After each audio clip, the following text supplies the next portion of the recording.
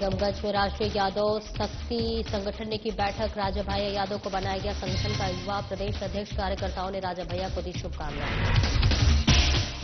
छत्तीसगढ़ के युवा पत्रकार मुकेश चंद्राकर की हत्या का विरोध करते हुए श्रमजीवी पत्रकार संघ ने किया प्रदर्शन। तहसीलदार को ज्ञापन देकर हत्यारों को कड़ी सजा दिलाने की मांग की। गुना में अवैध खनन के खिलाफ जिला प्रशासन ने कसा शिकंजा। कलेक्टर के निर्देश पर 4 अलग अलग जगहों पर हुई कार्रवाई। मौके से ट्रैक्टर और कोकेन मशीन की जब्त। बेगमगंज में 5 साल की बच्ची शिवांगी लोधी के दिल विच्छेद आरबीएस के तहत भोपाल या मुंबई के अस्पताल में होगा ऑपरेशन। शिवांगी लोधी को मिलेगा नौकरी। और महिदपुर में 10वीं गौतम ट्रॉफी में नागौरी 11 ने जूता फाइनल मैच समाप्त से विजय सिंह गौतम ने खिलाड़ियों को दी बधाई। विजेता और उप विजेता टीम को किया पुरस्कृत। नमस्कार, स्वागत है आपका और मैं हूं आपके साथ सपना दीपक मदेशिया। बुलेटिन का आगाज करेंगे। रायसेन जिले के ग्राम पंचायत सुल्तानगंज में बीजेपी कार्यकर्ताओं ने पूर्व कैबिनेट मंत्री रामपाल सिंह राजपूत का जन्मदिन धूमधाम के साथ मनाया। खास बात यह रही कि यह आयोजन उनके चुनावी हार के बाद उनकी बढ़ती लोकप्रियता का संकेत था। कार्यक्रम के दौरान बीजेपी कार्यकर्ताओं ने रामपाल सिंह को भगवान श्रीराम के बाल स्वरूप की तस्वीर भेंट की। इसके बाद पूर्व मंत्री श्रीमद् भागवत कथा के आयोजन में पहुंचे, जहां उन्होंने मंच पर पहुंचकर श्रीमद् भागवत पुराण की पूजा अर्चना की और कथावाचक को शॉल श्रीफल भेंट कर सम्मानित किया। इस अवसर पर वरिष्ठ बीजेपी नेता नत्थू सिंह ठाकुर बेरखेड़ी, डॉक्टर जयकुमार जैन, सभापति राजा दिग्विजय सिंह, बलराम सिंह ठाकुर, सरपंच प्रतिनिधि रवि ठाकुर सहित बड़ी संख्या में बीजेपी कार्यकर्ता और ग्रामवासी मौजूद रहे।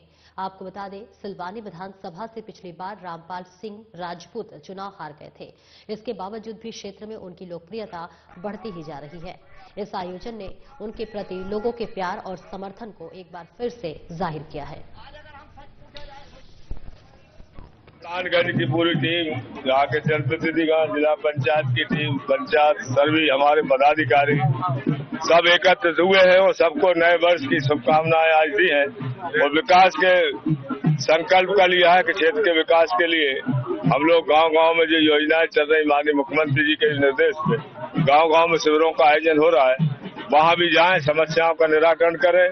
यहाँ की पेयजल योजना, सीएम राइज और यहाँ के विकास के लिए भी हमारे साथियों ने सुझाव दिए हैं।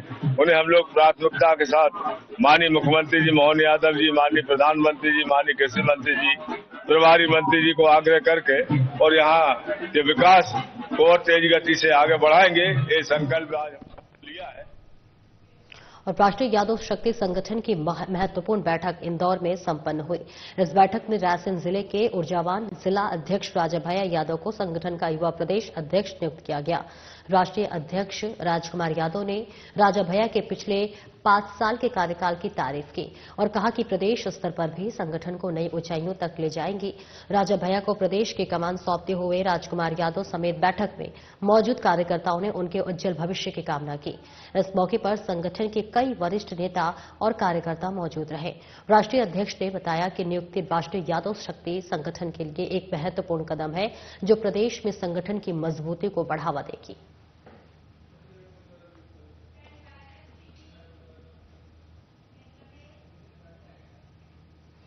और मध्य प्रदेश छत्तीसगढ़ सिल्स रिप्रेजेंटेटिव यूनियन ने वर्षों से लंबित मांगों को लेकर एक जनरल काउंसिलिंग की बैठक का आयोजन किया, जिसकी पूर्व एमएसआरयू के कार्यकर्ता और पदाधिकारी के नेतृत्व में विशाल रैली का आयोजन किया गया। रैली में करीब 2000 मेडिकल सेल्स रिप्रेजेंटेटिव शामिल हुए। एमएसआरयू की ओर से आयोजित जनरल काउंसिल का महत्वपूर्ण उद्देश्य सेल्स के नाम पर दमन का विरोध, नौकरी और श्रम कानून पर हो रहे हमलों का प्रतिरोध और वही एसपी एक्ट की बहाली, डिजिटल अटैक की ओर से मेडिकल एवं सेल्स रिप्रेजेंटेटिव्स का उत्पीड़न बंद करना है। यूनियन की जनरल काउंसिल मीटिंग की प्रमुख मांगे दवाओं के नाम पर जो है दाम वो कम करना और दवाओं के उपयोग में कालाबाजारी, भ्रष्टाचार और अनैतिक व्यापार व मार्केटिंग पर रोक लगाना, दवाइयों पर चिकित्सा उपकरणों को जीएसटी मुक्त करना, दवाइयों पर 8 घंटे काम का नोटिफिकेशन जारी हो, इसलिए इत्यादि मांगे रही।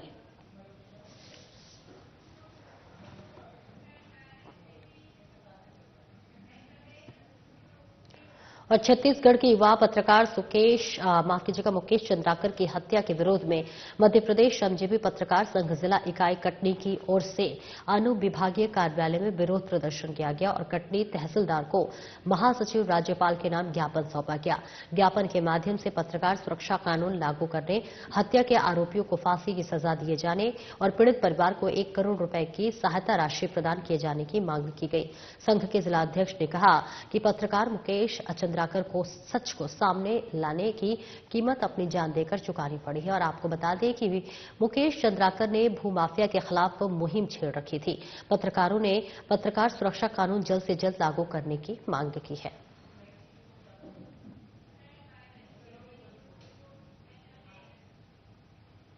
और गुना कलेक्टर डॉक्टर सत्येंद्र सिंह के निर्देशन में जिले के 4 अलग अलग अवैध उत्खनन की लगातार मिल रही शिकायतों को तुरंत कलेक्टर डॉक्टर सिंह ने अपने संज्ञान में लिया है और सख्त रूप से अपनाते हुए राजस्व विभाग, खनिज विभाग और पुलिस विभाग की विशेष टीम ने मौके पर पहुंचकर कार्रवाई की। इस दौरान ग्राम भमावद तहसील कुंभराज में पार्वती नदी पर चल रहे अवैध उत्खनन को लेकर मौके पर एसडीएम चाचौड़ा रवि मालवीय और एसडीएम राघवगौड़ विकास कुमार आनंद की ओर से दल के साथ संयुक्त रूप से कार्रवाई की गई है, जिसमें 3 भरे ट्रैक्टर, 17 खाली ट्रैक्टर सहित 1 पोकलेन मशीन को जब्त किया गया। वहीं सिंध नदी बरखेड़ी तहसील गुना के वेद का अवैध खनन करते हुए एक ट्रैक्टर ट्रॉली जब्त की गई है। कार्रवाई के दौरान डिप्टी कलेक्टर जिया फातिमा, तहसीलदार जीएस बैरवा सहित मौके पर पूरी टीम उपस्थित रही।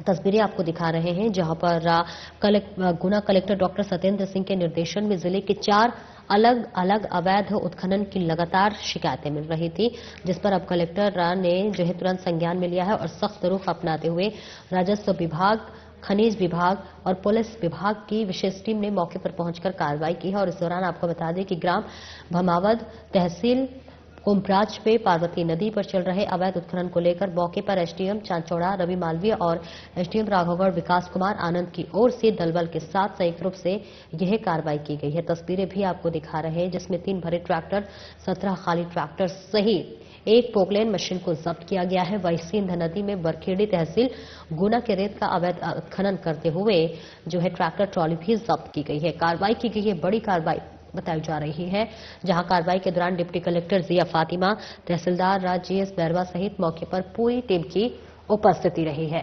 तस्वीरें आपको दिखा रहे हैं।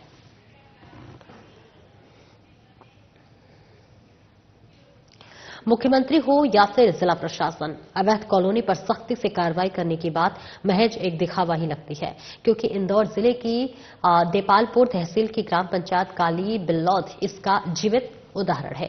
ग्राम पंचायत काली बिल्लौद में अवैध कॉलोनियों ने अपना जाल फैला रखा हुआ है और जिम्मेदारों ने मौन साथ रखी है। सवाल यह है कि इन अवैध कॉलोनियों के मकड़ जाल फैलाने के लिए जिम्मेदार कौन है, तो वही शिकायतों पर त्वरित कार्रवाई भी नहीं होती है। इसकी वजह से एक के बाद एक, 2, 3, 4, 5 सहित ये संख्या धीरे धीरे 50 से अधिक तक पहुंच चुकी है। आलम यह है कि इन अवैध कॉलोनी माफियाओं ने मरघट की भूमि हो या फिर शासकीय भूमि हो या आदिवासी की भूमि, सभी को निशाना बना रखा है। लेकिन शासन प्रशासन के उच्च अधिकारियों ने इस पर मौन धारण कर रखा है।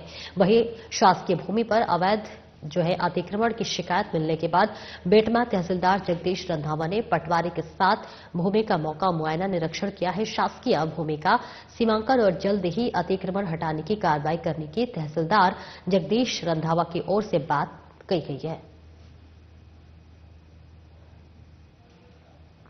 मेरा नाम सौरभ यादव है, मैं खतेरिया रहता हूँ।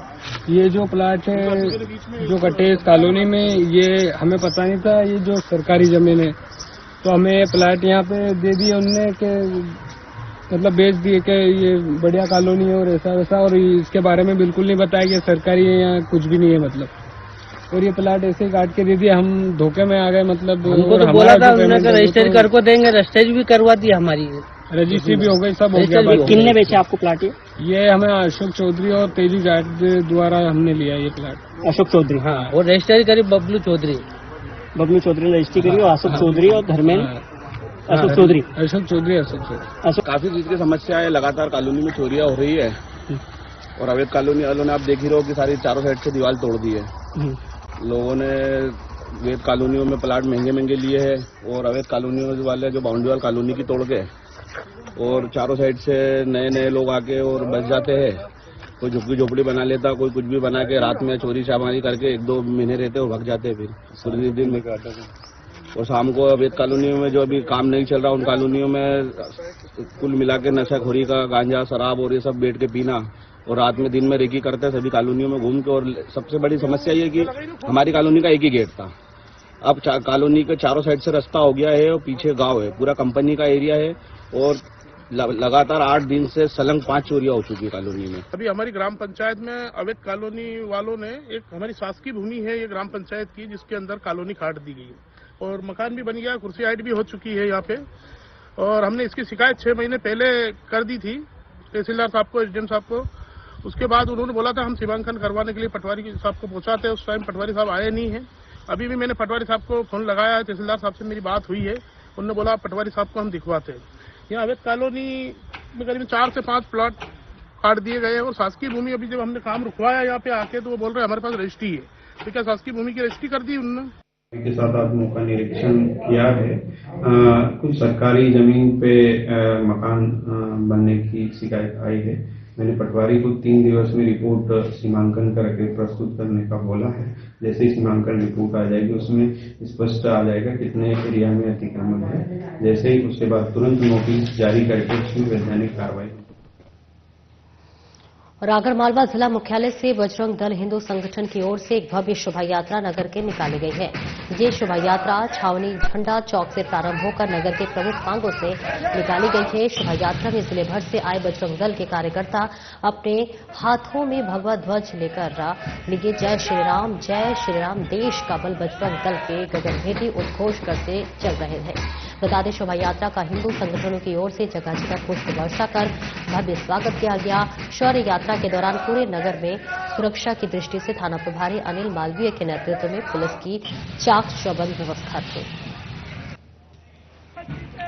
तो देखिए तस्वीरें आपको दिखा रहे हैं जहां पर आपको बताते चले कि ये बजरंग दल ने एक भव्य रैली निकाली है और इस रैली में तमाम जो है बजरंग दल के युवक और यहाँ पे लोग यहाँ पर मौजूद हैं। जहां आपको बताते चले ये लंबी फहरिस्त आपको देख रही होगी, जय भीम जय उद्घोष करते हुए ये रैली निकाली जा रही है। तस्वीरें आपको मालवा से दिखा रहे हैं जहां पर ये रैली निकाली जा रही है।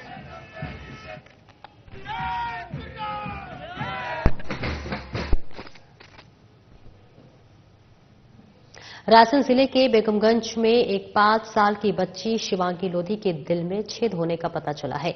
राष्ट्रीय बाल स्वास्थ्य कार्यक्रम के तहत डॉक्टर बबलू साहू ने शाहपुर सुल्तानपुर आंगनबाड़ी केंद्र पर बच्चों की जांच की, जिससे कि शिवांगी को बीमारी का पता चला। शिवांगी के दिल का ऑपरेशन आरबीएसके के तहत भोपाल या फिर मुंबई के अस्पताल में होगा और ऑपरेशन के बाद शिवांगी को नया जीवन मिलेगा। राष्ट्रीय बाल स्वास्थ्य कार्यक्रम के तहत 0 से 18 साल तक के गरीब और वंचित बच्चों को स्वास्थ्य सेवाएं प्रदान करने के लिए चलाया जा रहा है। शिवांगी के परिवार को इस कार्यक्रम के तहत इलाज में सहायता प्रदान की जाएगी, जिसमें वे अपने बच्चे का इलाज करा सकें। ये एक महत्वपूर्ण कदम है जो कि गरीब बच्चों को स्वास्थ्य सेवाएं प्रदान करने में मदद कर रहा है।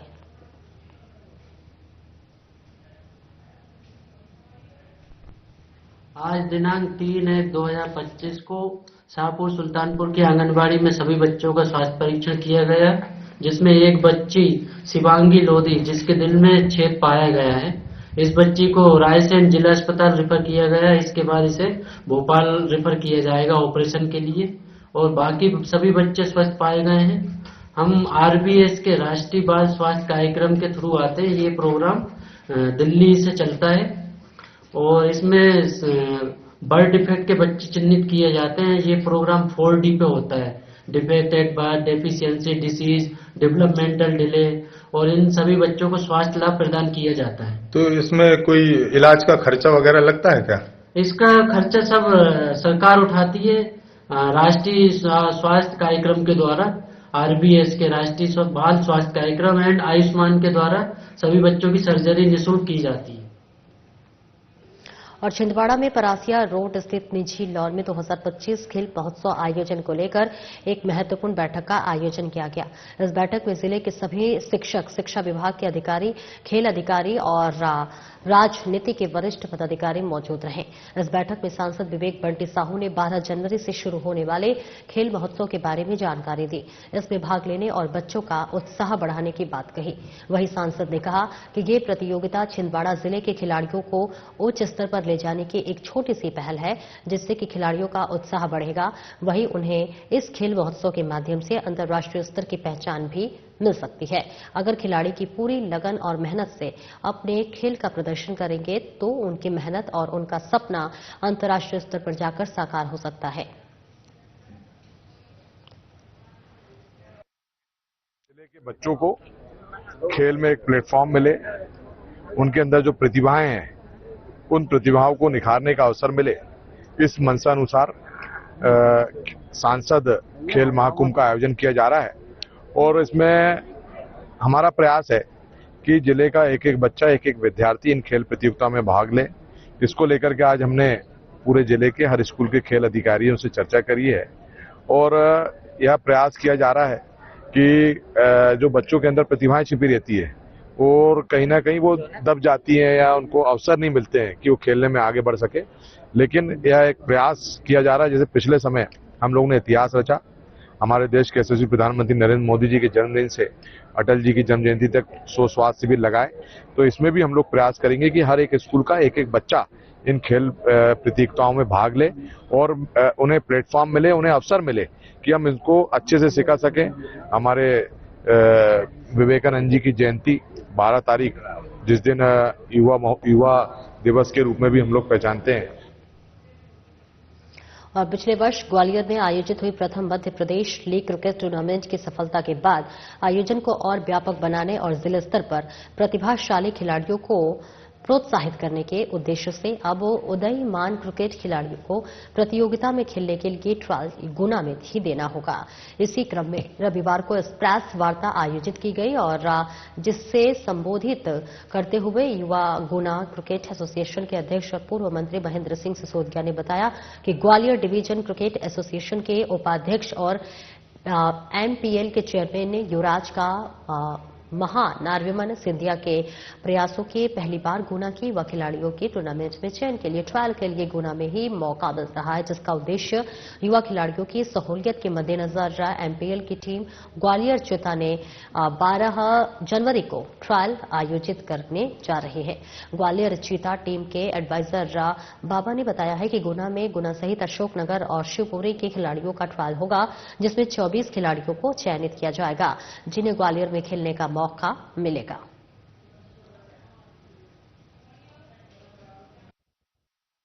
था, लेकिन परम श्रद्धेय महाराज साहब और युवराज साहब का ये आदेश था कि ये ट्रायल, क्योंकि अशोकनगर, गुना और शिवपुरी ये 250 किलोमीटर 200 किलोमीटर दूर है, तो इस मौसम में इतनी दूर बच्चों को आना पॉसिबल नहीं होता, या आते भी तो उनको काफ़ी तकलीफ होती। तो इसके लिए उन्होंने आदेश दिया कि ये ट्रायल एक गुना ऐसा सेंटर है जहां अशोकनगर क्षेत्र, गुना क्षेत्र और शिवपुरी क्षेत्र के बच्चे आके ट्रायल खेल सकते हैं। तो इसलिए ये 12 तारीख को ट्रायल रखी हुई है। ये ट्रायल का उद्देश्य उन बच्चों के लिए जो बच्चे कभी डिवीज़न नहीं खेले, जिनका रजिस्ट्रेशन नहीं है, जिनको मौका नहीं मिल पाता है। तो इस बार ये निर्णय लिया गया कि ऐसे बच्चों को भी हम, जो फाइनल टीम बनेगी ग्वालियर चीता की, उसमें सम्मिलित करें हम ऐसे बच्चों को। गुना की स्पोर्ट्स एक्टिविटीज में एक माइलस्टोन साबित होने वाला है। हमारे परम श्रद्धेय महाराज ज्योतिरादित्य सिंधिया जी एवं ग्वालियर क्रिकेट डिवीजन के उपाध्यक्ष युवराज ज्योतिरादित्य सिंधिया जी के अथक प्रयासों से प्रथम बार गुना में एमपीएल का ट्रायल होने जा रहा है, जो निश्चित रूप से अपने आप में एक अभूतपूर्व चीज है। हमने आज आदरणीय युवराज साहब से फोन पर चर्चा की और 12 तारीख को उनको आमंत्रित भी किया है। महिदपुर देवी जी मंदिर स्कूल में लगातार 5 दिवसीय गौतम ट्रॉफी का आयोजन किया जा रहा है, जिसका समापन किया गया। समाज सेवी विजय सिंह गौतम ने विजेता और उपविजेता टीम को पुरस्कृत किया गया।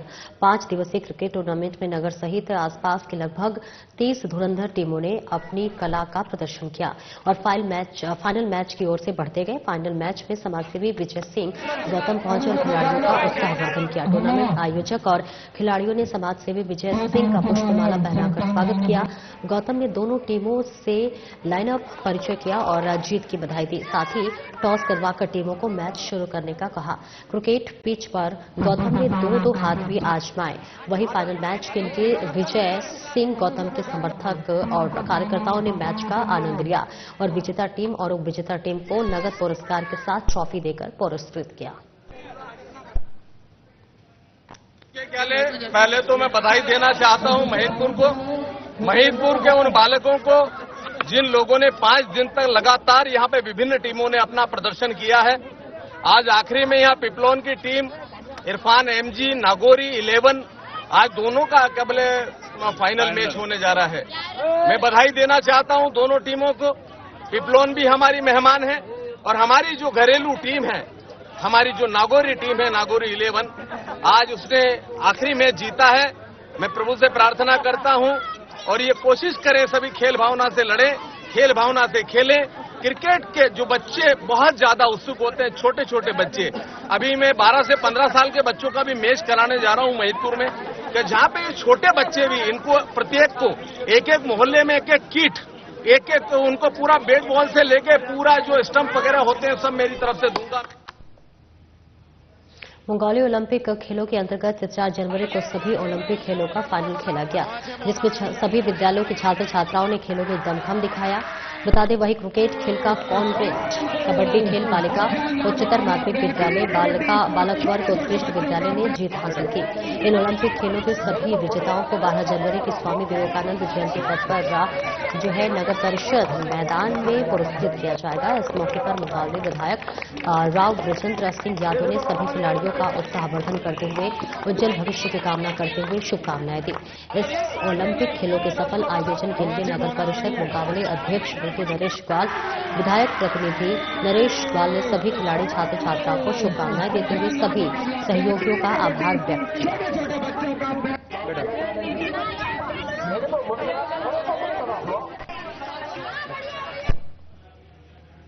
देवास जिले के आवास नगर वार्ड क्रमांक 3 की महिला बीएनपी थाने पहुंचकर वहां के निर्दलीय पार्षद पति की ओर से उनके साथ गई अभद्रता के खिलाफ शिकायत करने की बात पुलिस से कर रही थी। तभी वार्ड पार्षद के पति जो है थाने में मौजूद महिलाओं से अभद्र व्यवहार करने लगे और इतना ही नहीं उसके द्वारा जो है महिलाओं से गाली गलौज के साथ महिला को उठा ले जाने तक की धमकी भी दी गई। पूरी घटना थाने में लगे सीसीटीवी कैमरे में भी कैद हो गई। वहीं बीएनपी थाना पुलिस इतना सब होने के बाद भी कार्रवाई करने से बचती रही। आपको बता दें सुनवाई नहीं होने पर महिलाओं ने एसपी से शिकायत भी की, जिस पर पुलिस अधीक्षक ने उन्हें निश्चित रूप से शिकायत दर्ज करने का आश्वासन दिया। फिर भी शिकायत दर्ज नहीं हुई। वार्ड पार्षद के पति द्वारा किए गए दुर्व्यवहार और पुलिस के पक्षपातपूर्ण रवैया के खिलाफ देवास करनी सेना के पदाधिकारियों ने थाने का घेराव करते हुए जमकर नारेबाजी की, जिसके बाद पुलिस की ओर से आधी रात में महिला की रिपोर्ट दर्ज की गई। राजीव वर्मा है और उनके द्वारा यहाँ पर सोनी परिवार की महिलाओं के द्वारा और राजपूत परिवार की महिलाओं के द्वारा के ऊपर अभद्र टिप्पणी और गाली के स्वरूप वार्तालाप की गई उनके द्वारा। यहाँ पर बताया जा रहा है कि सुबह कुछ डेवलपमेंट का काम चल रहा था इस वार्ड में और डेवलपमेंट के काम में कुछ कुत्ते को लेकर विवाद था इन लोगों के बीच में आपस में। उस विवाद को लेकर राज वर्मा जी के द्वारा इन लोगों को गाली गुप्ता की गई थी। वो विवाद सुबह में समाप्त हो गया था, लेकिन शाम को जब यहाँ हमारे रिपोर्ट दर्ज करवा रहे थे, यहाँ फोन आया कि समझौता करने वो लोग आ रहे हैं, पर वो समझौता करने आए, हम लोग पीछे पलट गए और पीछे पलटने के बाद वापस वो समझौता नहीं, वो वहाँ पर मेरी बड़ी मम्मी, मेरे भाई और मेरे को और मेरी दीदी जो यहाँ थाने पे आई थी और यहाँ पर सब चीज अभद्र होने के कारण वो अभी एमजी हॉस्पिटल में एडमिट है, उसको भी गाली दी गई। ऊपर से मेरे मोहल्ले के भैया लोग जो बोल रहे थे उनको, तो उनको मान थाने पे माँ बहन की गाली दे रहा था और ऊपर आ गया मारने के लिए। और धन्नावादा थाना अंतर्गत मां भगवती पेट्रोल पंप से लाखों रुपए की चोरी का सनसनीखेज घटना सूचना पुलिस ने गुना पुलिस ने खुलासा किया है कि बताया जा रहा है कि पेट्रोल पंप के मैनेजर की ओर से ही अपने 2 साथियों के साथ मिलकर लूट करने की कार्य योजना बनाई गई थी। घटना के बाद मैनेजर की ओर से ही पुलिस को चोरी की सूचना दी गई थी, जिसका खुलासा करते हुए पुलिस ने आरोपी मैनेजर सहित 3 लोगों को गिरफ्तार कर लूट के 1,91,000 रुपए और घटना में प्रयुक्त बाइक को जब्त किया गया है। बहर के ग्राम सांडा सुरवाही बंजर नदी में कुछ दिन से दिन दहाड़े अवैध रूप से बड़े पैमाने पर रेत का अवैध उत्खनन किया जा रहा है। इसी दौरान अवैध रूप से रेत भरकर लाने वाला एक ट्रैक्टर ट्रॉली ग्राम सांडा में पलट गया। ट्रैक्टर पलटने से ट्रैक्टर चालक की घटनास्थल पर ही मौत हो गई। वहीं घटना की जानकारी लगते ही ग्राम सांडा में ग्रामीण जनता का जमावड़ा लग गया।